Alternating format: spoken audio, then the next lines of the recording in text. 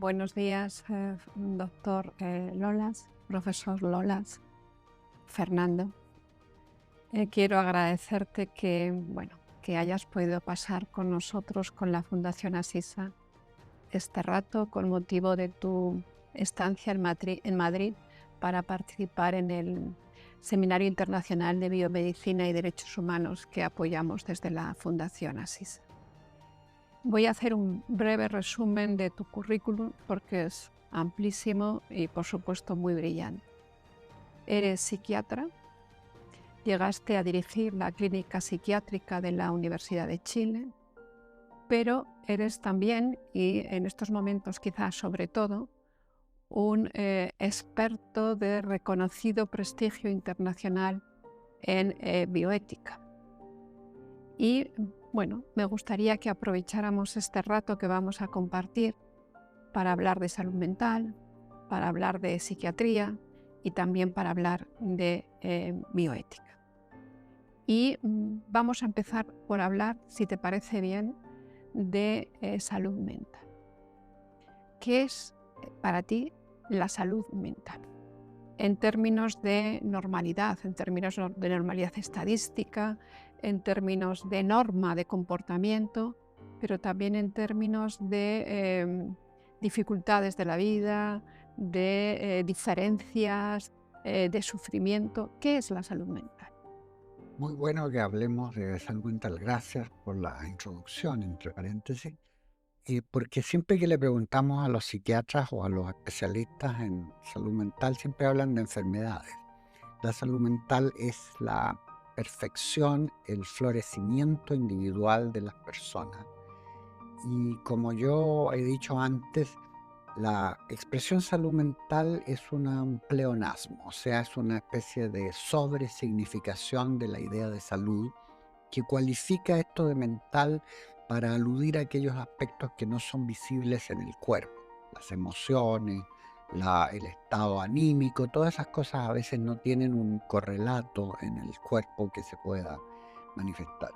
Por lo tanto, yo diría que la salud mental es un estado de capacidad de las personas de afrontar las dificultades de la vida. Hemos tenido una tradición que yo llamaría eudaimonística, de hablar de la salud como la perfección total, no solo la ausencia de enfermedades, sino una especie de nirvana. Esa fue la definición clásica de la Organización Mundial de la Salud. Pero eso no es cierto, no hay nadie que esté libre de problemas, de dificultades, y por lo tanto una verdadera salud mental o salud en general es cuando una persona no solamente es capaz de afrontar las dificultades propias de la vida diaria, la vida consiste de problemas, decía Ortega y Gasset, sino también de tener una perspectiva, una dimensión diacrónica, una dimensión en el tiempo, de saber que uno va a poder afrontar lo que venga con una cierta capacidad para desarrollar las potencialidades que tiene toda persona.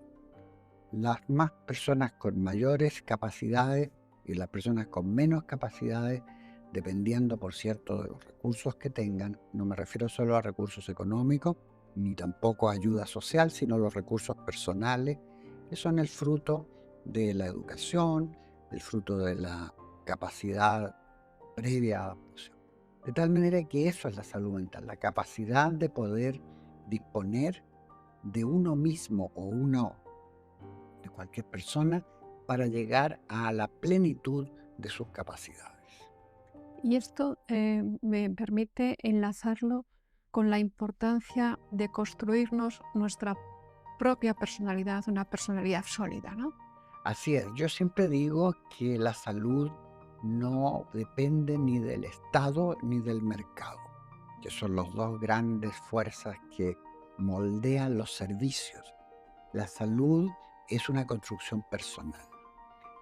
Uno puede usar los recursos que le ofrece el Estado o que le ofrece el mercado para construir su salud, pero la salud siempre es un rendimiento individual, es algo que lo que tenemos que, aunque no me gusta la palabra empowerment, la palabra de empoderarse. Cada persona debe hacerse responsable de su propia salud. Y el futuro que nos aguarda es lograr que la gente entienda eso. que cada uno es responsable de su propia salud usando prudente y adecuadamente los recursos que vienen del Estado o que vienen del mercado. Cuando hacemos especial hincapié en la salud y en la salud mental, ¿no corremos el riesgo de olvidarnos de los enfermos psiquiátricos? Lo que ocurre es que las enfermedades son construcciones. Ciertamente hay un grado de desviación de la norma en cada sociedad. Algunas sociedades aceptan cierto grado de trastorno más que otras. Recuerdo especialmente los estudios de un psiquiatra peruano, Carlos Alberto Seguín, que nos mostraba cómo en la sierra peruana las alucinaciones auditivas, en fin, visuales, eran consideradas parte de la vida cotidiana. Por lo tanto, para ese grupo de personas, eso no constituía una anormalidad. Ahora, el concepto de normalidad tiene también cierta connotación moral. Por lo tanto, entre moralidad y normalidad hay que ver qué opina una sociedad. Y ya hemos visto cómo las sociedades evolucionan al respecto.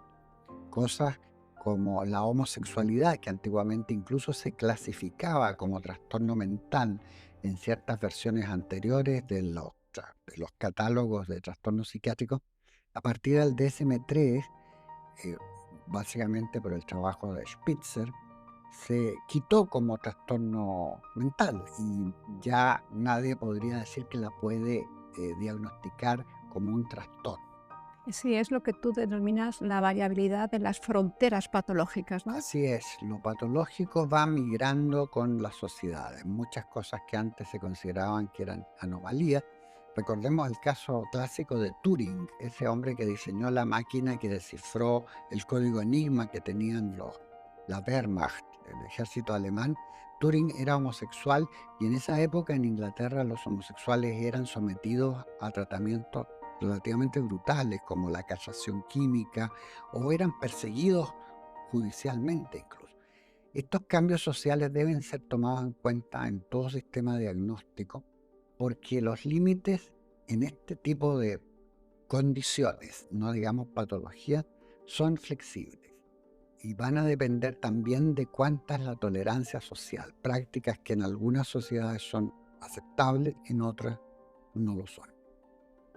Al principio comentaba que hacía un breve resumen de tu currículum y ahora me estoy dando cuenta que me he olvidado de decir que eres académico de la lengua en tu país, en Chile, y eres también académico correspondiente de la Real Academia Española. Discúlpame este olvido. Siguiendo con nuestra conversación, tú recientemente has escrito acerca de los límites de las profesiones y en concreto acerca de los límites de la psiquiatría, de tu especialidad. Límites de la psiquiatría que puede llevarnos a estigmatizar y a discriminar pacientes o que puede llevarnos a dependencias emocionales de los pacientes. ¿Qué te gustaría remarcar? ¿Qué te gustaría que conociéramos acerca de los límites de la psiquiatría? No es casual que mencionemos el tema del lenguaje, porque el lenguaje es un gran delimitador de condiciones. Si yo, en la medicina tenemos en el fondo tres recursos terapéuticos: la palabra, la droga y el bisturí. Entonces, lo que uno quisiera tener es la reversibilidad de la palabra y la precisión del bisturí. En el medio está el medicamento que se supone que podría ser reversible, pero también preciso. Paul Ehrlich, cuando inventó las sulfonamidas, decía: hay que apuntar como una bala mágica al microbio y no a otra cosa.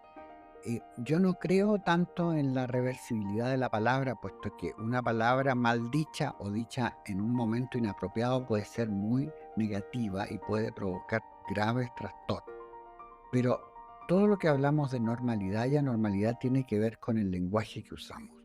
Por eso es tan crucial la forma en que los profesionales sanitarios y las personas en general usan las palabras que designan lo anómalo.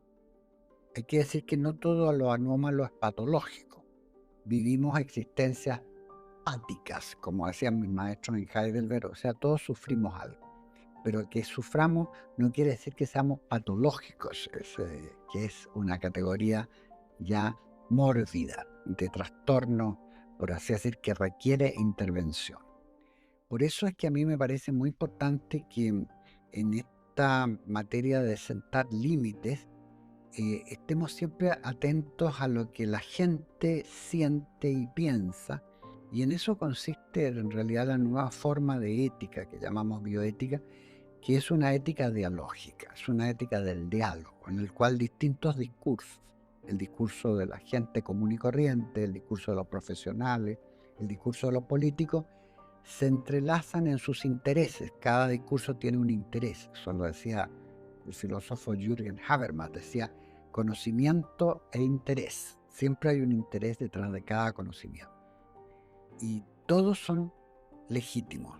El interés económico, el interés, por así decir, filantrópico, el interés docente. Aunque no sean explícitos. Aunque no sean explícitos, y muchas veces la gente ignora cuáles son sus verdaderos intereses.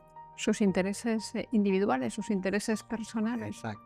Y cuánto daño puede hacer por ignorar. Hay personas que tienen creencias y no saben que las tienen. Hicimos hace tiempo un estudio en las poblaciones del altiplano Perú-boliviano, donde viven personas de ciertas etnias que no sabían que pensaban en términos bíblicos. Entonces, por así decir, tenían creencias, pero no sabían que las tenían. Y descubrir cuándo las propias creencias están influyendo en sus comportamientos es una materia tremendamente importante para tener conciencia de los propios límites también. A ti te gusta decir también que la bioética es una mentalidad. Una mentalidad bioética. Y fue el primer usuario de la palabra bioética fue un teólogo luterano de nombre Fritz Jaar, que decía que la bioética se consideraba una especie de imperativo del cual no siempre estábamos conscientes. Él llamaba el imperativo bioético. En 1927 fue esto. No tuvo una importancia muy grande porque después predominó entre nosotros, por lo menos, la versión norteamericana de la palabra con Potter y Heidegger y esas personas. Pero lo importante es este especie de autoalumbramiento de las propias intenciones, que es una forma muy importante de dar cuenta de por qué dice uno lo que dice. A veces ni siquiera sabe cuál es el impacto que las propias palabras pueden tener. Y eso es tanto más importante en los profesionales que tratan con personas, porque una palabra mal dicha o una palabra dicha en un momento inapropiado. Los griegos hablaban del kairos, el momento justo. Hay unas palabras que son curativas, como decía Platón, en logoi, kaloi, las palabras bellas curan siempre cuando están dichas bien y dichas oportunamente. Eso es, se puede decir casi de todo en voz alta, casi de todo, si se utiliza la palabra correcta, en el tono correcto y en el momento oportuno. Exactamente. Y eso no es fácil de descubrir. La experiencia va enseñando cuándo debe hablarse y cuándo debe no hablarse. Hay que recordar que antiguamente la medicina se basaba en la idea de que los médicos saben y las otras personas no saben. Entonces los médicos podían permitirse ocultar el estado de una persona. Hoy día la práctica usual a través de las redes sociales, a través de la información en internet, todas las personas llegan ya con un conocimiento que a veces supera el del propio médico. Entonces, el saber exactamente qué decir y cómo decirlo, ¿Y cuándo decirlo? Y cuándo decirlo. No hay que olvidar que el conocimiento no es solo información. La información es parte del conocimiento, pero el conocimiento es la estructura, la arquitectura que toma la información para ser significativa. Eso es una palabra que dijo el premio Nobel T.S. Eliot, que ganó el premio Nobel de literatura en 1948, y decía: ¿Dónde está el conocimiento que hemos perdido en la información? Hoy día la gente tiene mucha información, pero si por algo existen las universidades y por algo existe la formación profesional, es para convertir esa información en conocimiento, que significa poner la información a una finalidad social. Además de trabajar en el campo de la psiquiatría, de trabajar y de estudiar mucho acerca de la bioética, también eres una persona preocupada por la salud pública y de hecho has sido funcionario de la Organización Panamericana de la Salud, creando programas de formación en bioética y comisiones de bioética en muchos países de Sudamérica. Pero, y tú has trabajado mucho y lo haces en tu instituto, en el instituto que tienes en la Universidad de Chile, un concepto de salud global. Entendiendo salud global no solo como romper inequidades allí donde las haya o de tecnología sanitaria, sino que también utilizas el concepto de salud global como aquel en el que se encuentra el equilibrio entre los sistemas sanitarios públicos y el mercado para conseguir unos mayores niveles de salud y de satisfacción, que es Y importante, de bienestar. y de bienestar. ¿Te importaría, por favor, desarrollar este concepto de salud global? En un tiempo estábamos muy entusiasmados con la idea de que el concepto de salud global pudiera ser una especie de antídoto contra las tensiones que se producen entre los países del primer mundo, por así decir, y los países menos privilegiados. Ahora los llamamos low, medium income countries, de países con ingresos medianos y bajos. La verdad es que más allá de esta especie de reflexión política, de una equidad universal, que ojalá todos pudiéramos tener acceso a ciertos bienes civilizatorios, la ciencia es un bien de civilización, eh, nos hemos dado cuenta que hay mucha utopía en esta expectativa de salud global y que tenemos que cada vez considerar el contexto cultural en que las cosas se dan. Quiero recordar que este año, en 2024, se acaba de reformular de nuevo la vieja Declaración de Helsinki de 1964, que prescribía cómo los médicos deben hacer investigación clínica.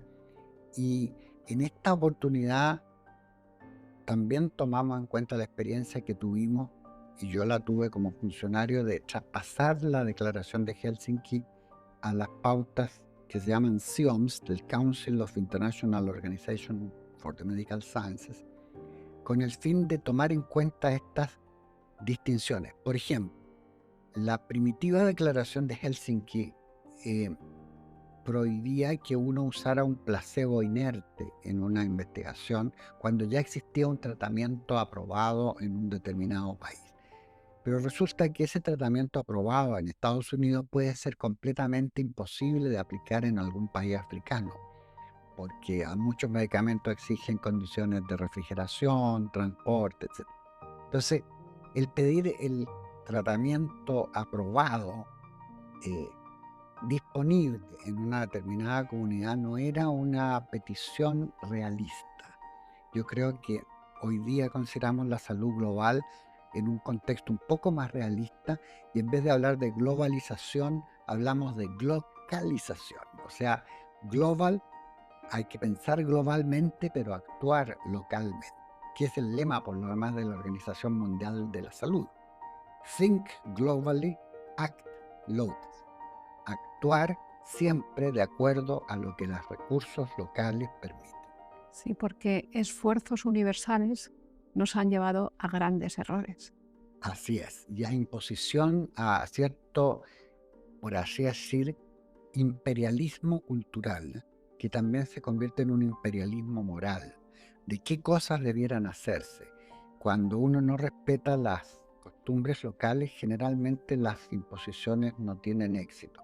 Es cierto que hay prácticas, no vamos a mencionar ninguna en particular en esta ocasión, que parecen chocantes a los habitantes de otras culturas. Por ejemplo, la práctica de la inseminación en ciertos países africanos puede producir un cierto malestar en personas de otros países. Pero antes de condenarla, hay que estudiar cuál es el origen y cuál es la tradición. O sea, necesitamos una especie de ilustración histórica que nos muestre que las culturas son condiciones vivas de desarrollo de las comunidades y que hay que, no diré respetar todo lo que hacen, pero sí dejarnos de esa utopía de que vamos a tener una salud global, universal, con acceso para todos en algún momento. Eso lamentablemente no es así. Esta salud global, este concepto nos ha llevado a la ética global, que tú también has estudiado mucho. Y el profesor Henk ten Have, amigo nuestro que trabajó muchos años en UNESCO, y también pertenecí al Comité Internacional de Bioética de UNESCO. En UNESCO están acostumbrados a proclamar declaraciones universales, y la Declaración Universal de Bioética y Derechos Humanos del año 2005 nos mantuvo ocupados un decenio para precisar qué queríamos decir, por ejemplo, con el concepto de vulnerabilidad como principio bioético, que en el fondo todas las personas son vulnerables en algún momento de sus vidas. Todos somos vulnerables y hay grupos más vulnerables que otros. Pero condenar a alguien por la vulnerabilidad no era una práctica que uno consideraba adecuada. Pero estas declaraciones universales son lo que se llama soft law, o sea, ley no vinculante. Son recomendaciones que hacen algunos organismos que raramente se traducen en legislaciones efectivas para los países. Ujú. La bioética no es ajena a las modas. Hemos entrado en deliberaciones bioéticas a lo largo de los últimos años en función de los nuevos descubrimientos científicos, de las nuevas aportaciones técnicas.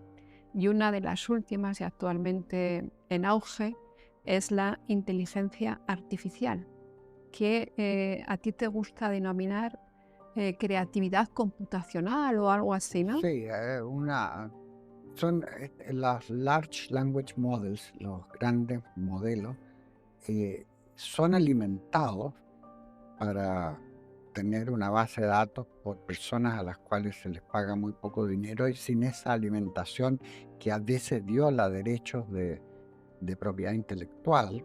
De hecho, las demandas que hizo el New York Times contra una de las empresas fue porque habían tomado toda la base de información que tiene el diario por 70 años y la habían utilizado para alimentar algunos de los algoritmos que usan algunas de las aplicaciones de inteligencia artificial. Que primero no es inteligencia, sino que repite solamente el aspecto cognitivo más inferior de la inteligencia humana. Pero como usamos la palabra inteligencia, esta metáfora, parece que induce a algunas personas a pensar que estamos tratando con un ser vivo. Y no es artificial porque depende absolutamente de ser alimentada por personas que le dan el material necesario.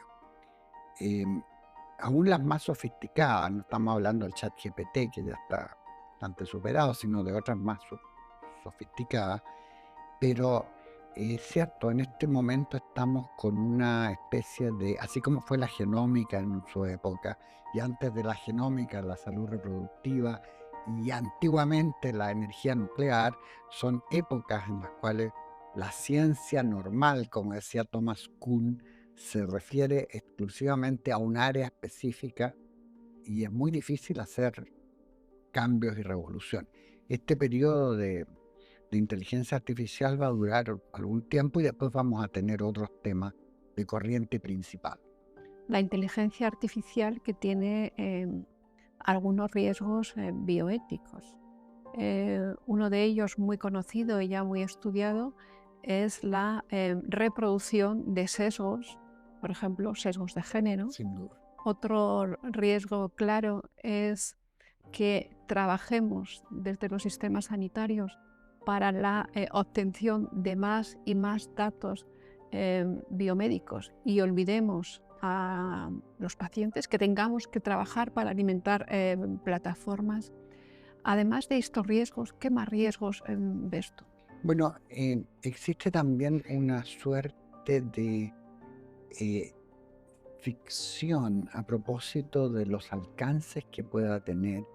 em, por ejemplo, muchos abogados ya temen que para escribir contratos no va a ser necesario que un abogado los redacte, porque van a poder ser redactados por algún algoritmo.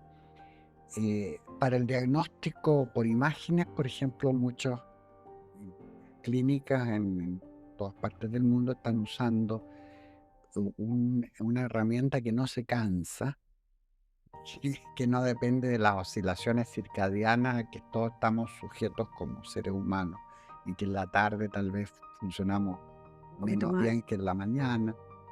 Sin duda las posibilidades son infinitas, pero también se ha producido una especie de expectativa que no está justificada en este momento por el estado actual de la tecnología que está detrás. Por ejemplo, voy a poner un ejemplo local. En Chile se hizo una reforma constitucional para incorporar los neuroderechos.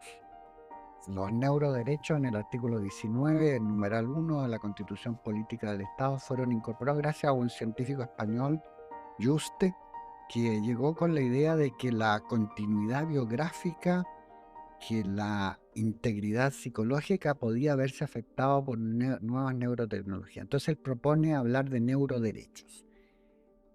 Muchos pensamos que estos neuroderechos no son sino la reformulación de viejos derechos, que la privacidad, que todos hemos conocido, solo que la palabra neuro parece agregarle una nota de cientificidad que antes no tenía.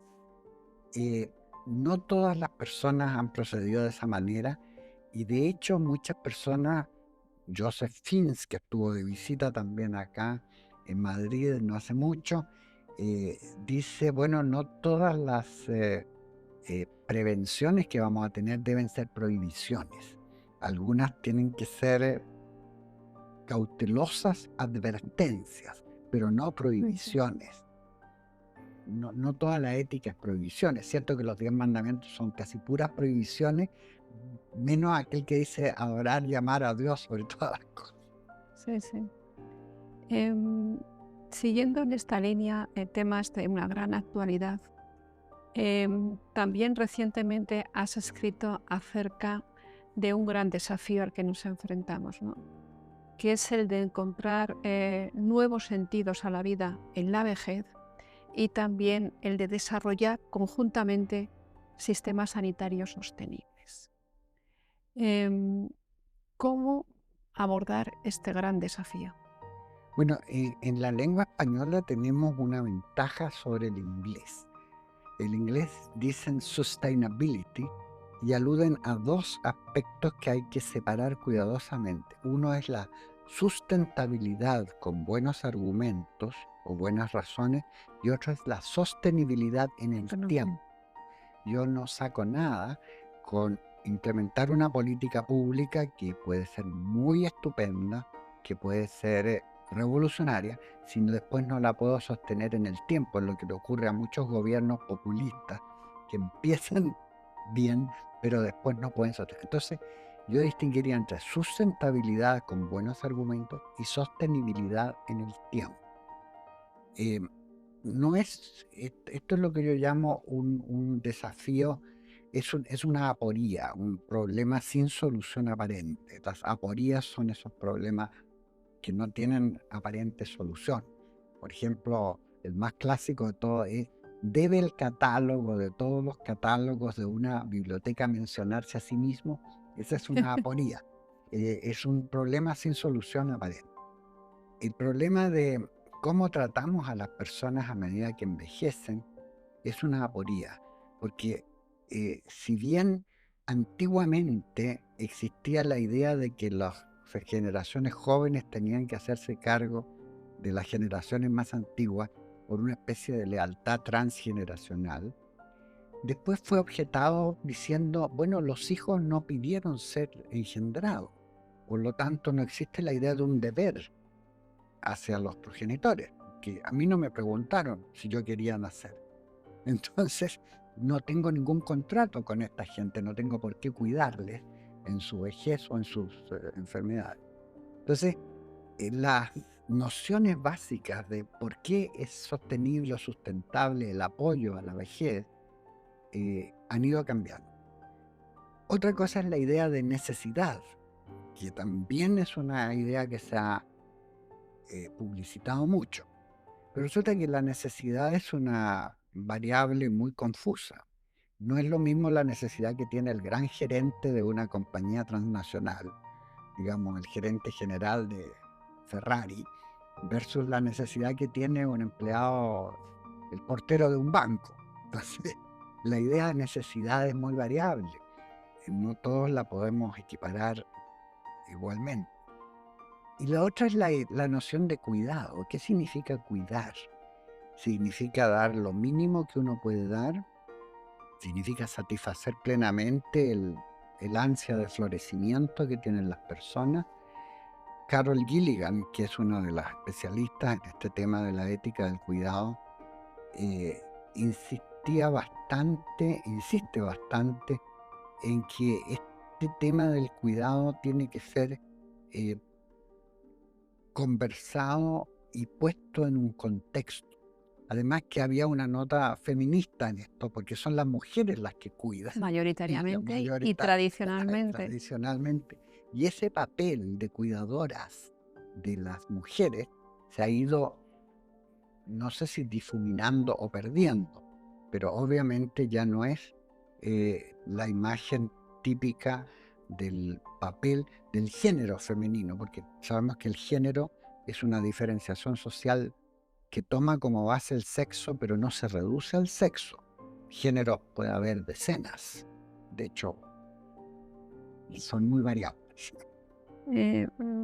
Al hablar de vejez y de estilos de vida o sentido a la vida en la vejez, me lleva casi inexorablemente a sacar a colación otro gran problema que hemos estado comentando esta mañana, que es la soledad, ¿no?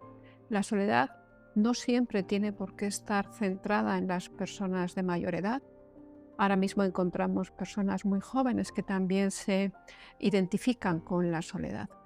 Vamos a hablar de la soledad. ¿Qué puedes aportarnos? Bueno, en el grupo de trabajo que se ha formado recientemente en la Organización Mundial de la Salud, el grupo se llama Grupo de Trabajo sobre Conexión Social. Deliberadamente se evitó hablar solo de soledad porque hay otras formas de perturbación de las relaciones sociales que no son eso. Pero hay que distinguir aquí en la soledad, que es una sensación subjetiva, del aislamiento, que es una condición objetiva. Sobre todo, hay una forma, y de hecho en España hay un documento muy interesante que publicó el Ministerio de Sanidad y Consumo sobre la soledad no deseada, que esa es patogénica, por así decir, produce trastornos, porque si alguien desea contacto y no lo tiene, es una pérdida, es una deficiencia. Pero la soledad como sensación subjetiva no tiene nada que ver con estar aislado del mundo. Uno puede estar lleno de gente, las multitudes silenciosas y solitarias, como decía un sociólogo de Estados Unidos de los años 50, The Lonely Crowd, decía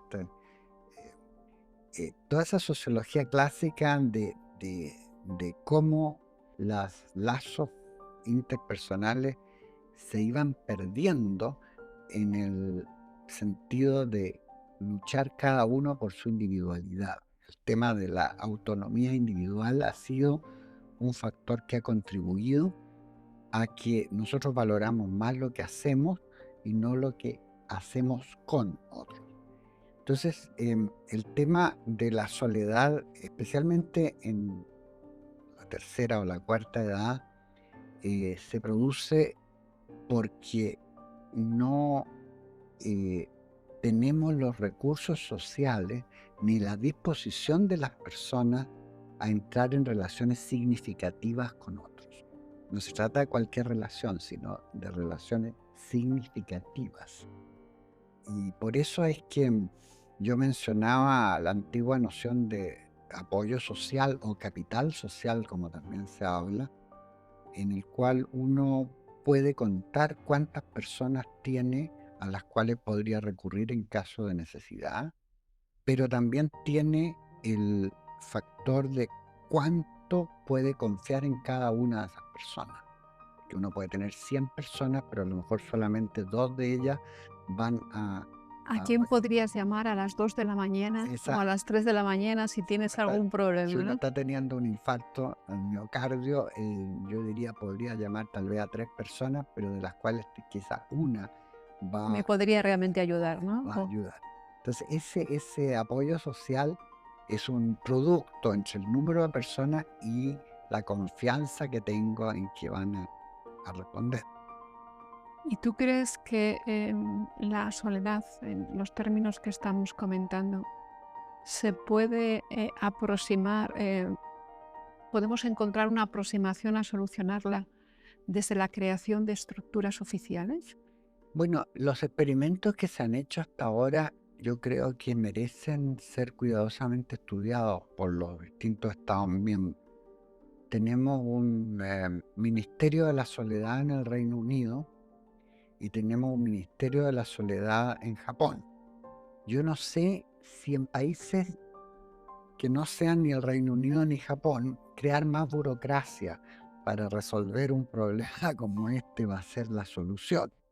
Pero de que alguna forma de política pública tiene que existir que por lo menos tome en cuenta estas eh, posibilidades y que ponga a disposición de las personas distintos recursos. Estamos estudiando los recursos que tienen los chatbots, la inteligencia artificial, pero no es conexión social, propiamente una conexión artificial.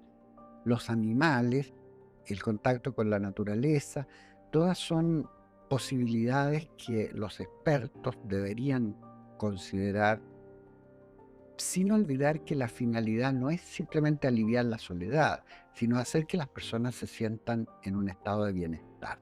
O, por decirlo en inglés, no es well-being, sino wellness, que es un concepto un poco más holístico, que es bien ser, así decir, no solo estar bien, sino sentirse bien a perpetuidad.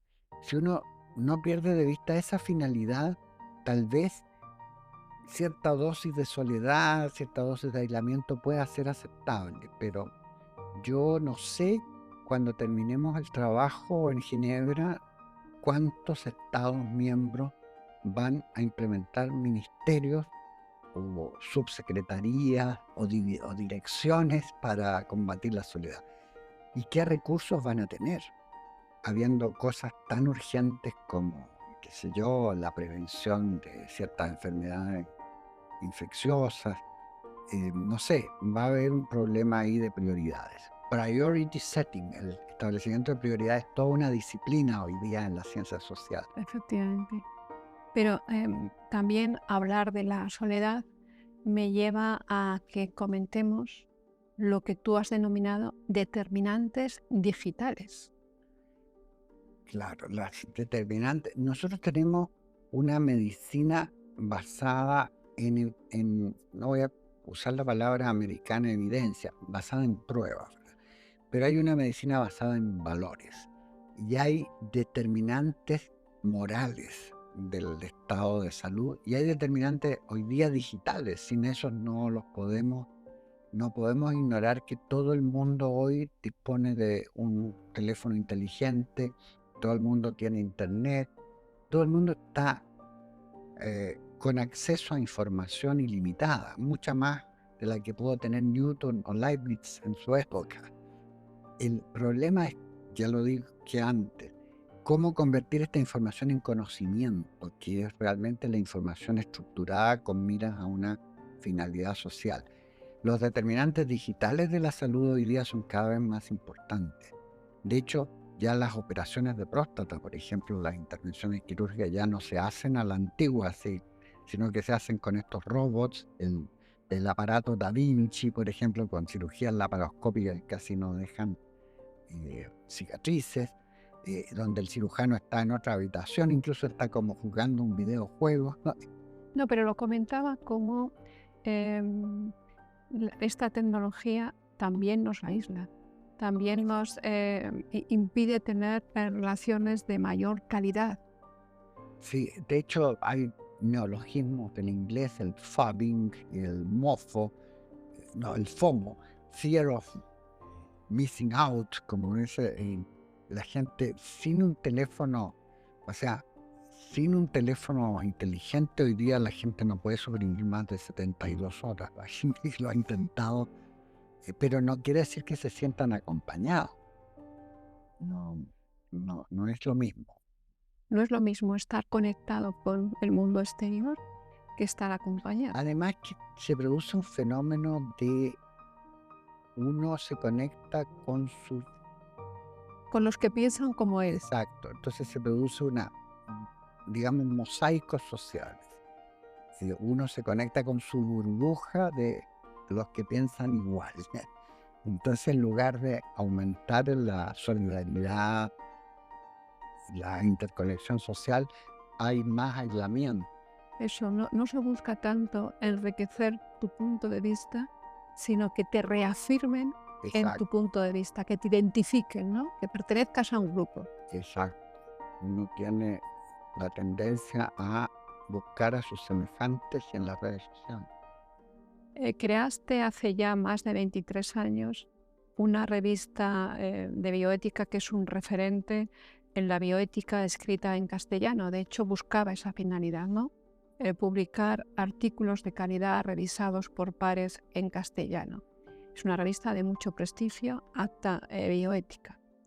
En el último número tú has escrito su editorial y esta editorial la has dedicado a la humanización, el humanismo y la ética.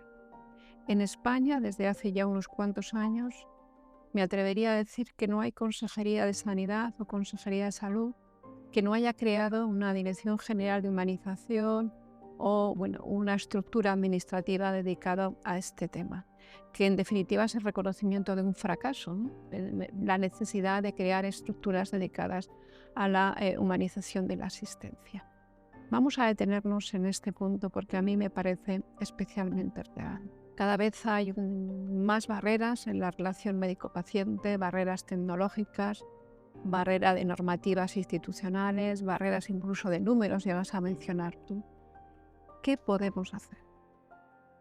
Yo diría que la crisis de los humanismos es porque no existe una imagen modélica persistente de qué es ser humano. Entonces, no hay un humanismo, sino que hay muchos humanismos. Entonces, la idea modélica, de acuerdo al profesor que yo tenía en Heidelberg, el profesor de psiquiatría Tellenbach, decía, la psiquiatría se basa en las concepciones sobre la esencia de lo humano. Entonces uno opera sobre la base de una especie de concepción de qué es lo que significa ser humano, y de ahí que todos los intentos que se hagan tienen que considerar que el humanismo de hoy no es el humanismo de hace 40 años. El ser humano, ya sea en su versión masculina, femenina, neutra, trans o lo que sea, no es exactamente lo que entonces se esperaba que fuera. Y es una expectativa nunca satisfecha. Los sistemas de salud dicen vamos a humanizar, y lo que yo he podido observar es que significa que los profesionales tengan un trato más personalizado con las personas que solicitan ayuda. Lo que no siempre es posible porque el tiempo, los recursos, el acceso no lo permite.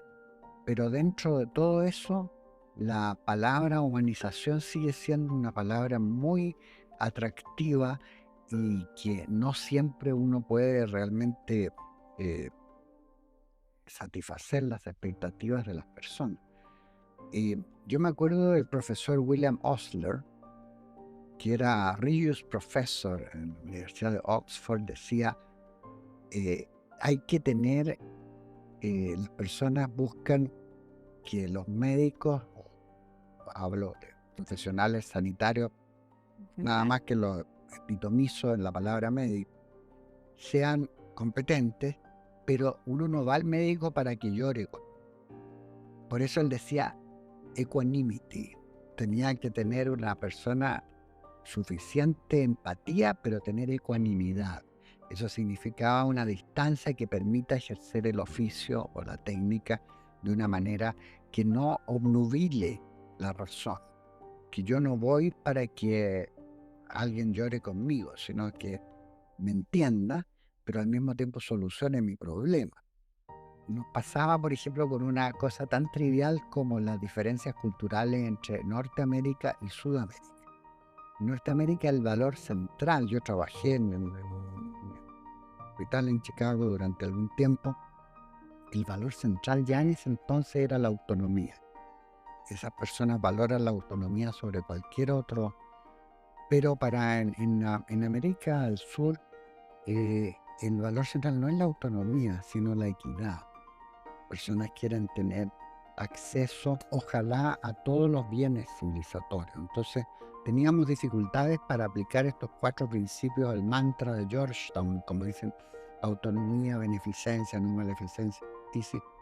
Teníamos dificultades para aplicarlo y le agregamos estos principios europeos de la solidaridad y la reciprocidad, que son de la filosofía continental europea. Pero eso hace presente que estas diferencias culturales no pueden simplemente ignorarse cuando uno habla de humanizar, porque humanizar no es lo mismo en el Congo, no es lo mismo en Ruanda que en Nueva York, Manhattan o en Madrid. Al principio de nuestra charla he comentado que te encuentras en Madrid con motivo de tu participación en el Seminario Internacional de Biomedicina y Derechos Humanos. Este año se dedica a la importancia o al papel, si quieres, de las religiones y de la vida espiritual en general. ¿Qué papel han jugado y juegan en la actualidad, claramente menor, por lo menos en la sociedad occidental, en la salud en términos amplios? Esto es bien paradójico, porque resulta que cuando se creó la Organización Mundial de la Salud, como me hizo ver un colega brasileño, la organización se preocupó, incluso en documentos fundacionales, de incluir la espiritualidad dentro de sus metas. De hecho, la definición de salud se amplió no solamente en la ausencia, de enfermedad, sino en la perfección, por así decir, física, psíquica y espiritual, en donde por espiritual uno podría incluir la religión, que es una forma de espiritualidad que tiene como base la creencia en lo trascendente, ya sea el cielo, cualquier cosa. Pero obviamente lo que sí la investigación empírica ha demostrado, que independientemente de que sea un efecto placebo o de que sea un efecto espúreo, la oración tiene un papel importantísimo en las personas creyentes. La oración hace bien a las personas cuando son creyentes.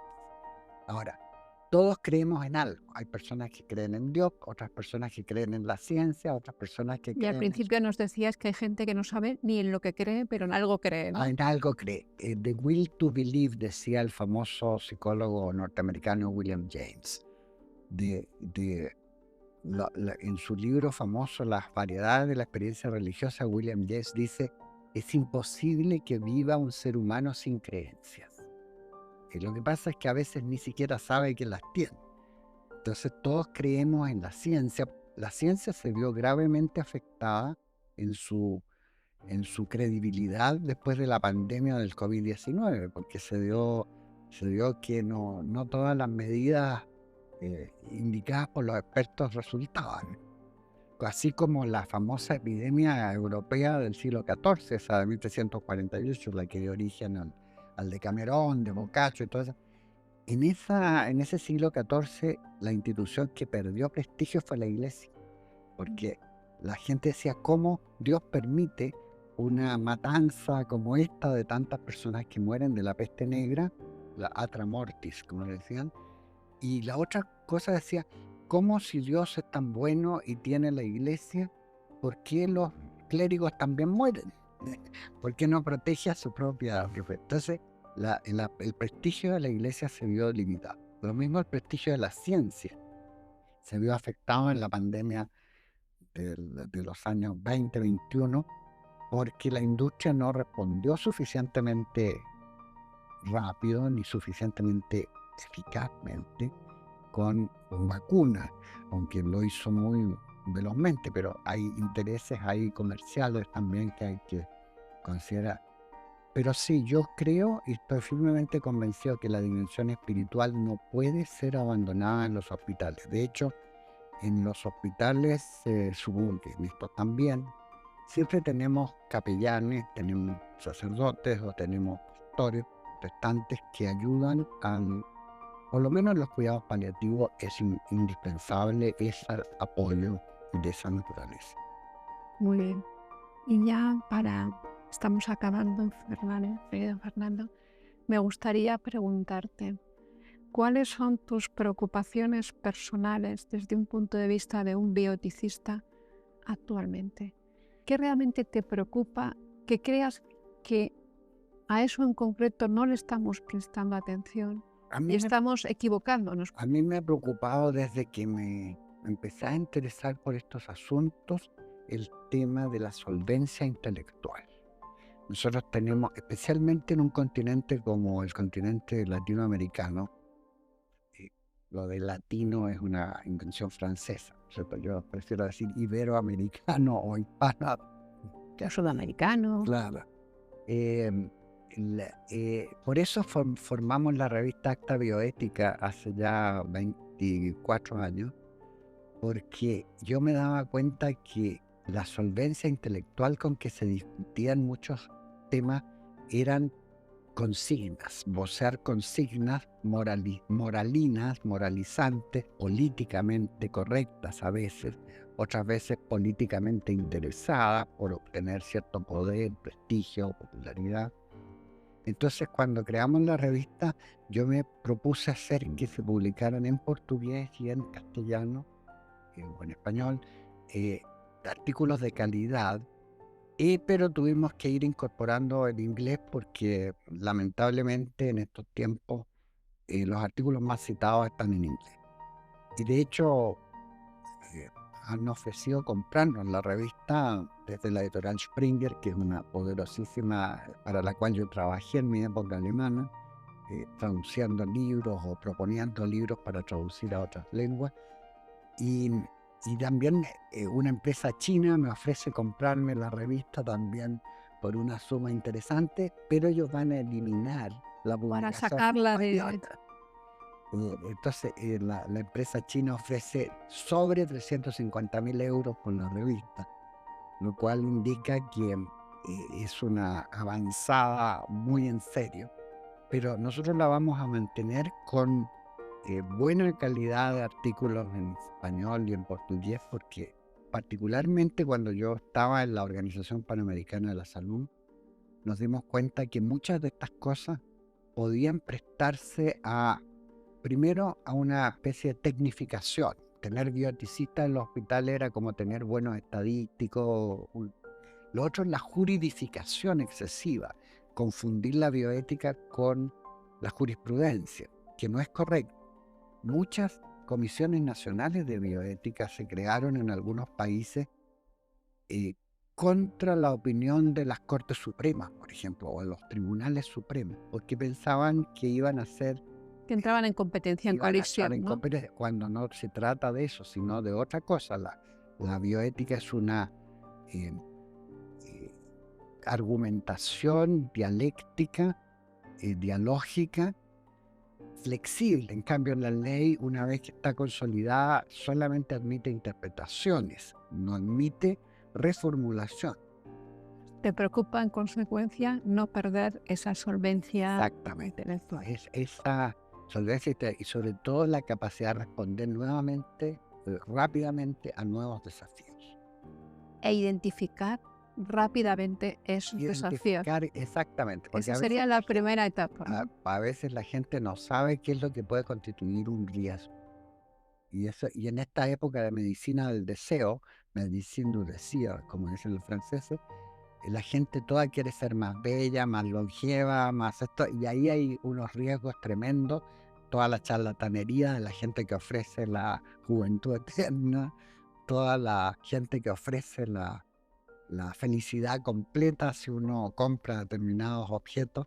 Entonces, una bioética proactiva, o sea, que se anticipe a Efectivamente. formular los problemas que pueda haber, y para eso no sirve mucho el principialismo de Estados Unidos, porque si bien es bueno para resolver conflictos, no permite formular o anticipar conflictos a futuro. Muy bien. Esto sí que es lo último. Déjanos un mensaje optimista. Yo diría que podemos ser muy optimistas en la medida en que todas las personas puedan compartir, y eso es una materia de lenguaje. Compartamos conceptos comunes, compartamos ideas que puedan de alguna manera contribuir a la convivencia. Yo diría que interpretación, diálogo y convivencia son las palabras claves porque la bioética al final es un puente entre discursos, es más allá de lo que decía Potter, puente para el futuro de supervivencia, es un puente entre discursos, entre el discurso económico, el político, el social, el cultural, y entre personas. Eh, la paz, como dice el lema de las Naciones Unidas, dice, como la guerra se forma en el corazón de los hombres, en esa época se usaba esa expresión un poco sexista, es en el corazón donde debe construirse la paz. Al final, reflexión, diálogo y prudencia. Exacto, exacto. Muy bien, pues muchísimas gracias, Fernando. Bueno, Ha sido un placer hablar contigo y bueno, te emplazamos en este Hospital Universitario Moncloa para cuantas veces quieras. muchas, Muchas gracias. muchas gracias. Me ha complacido estar con ustedes.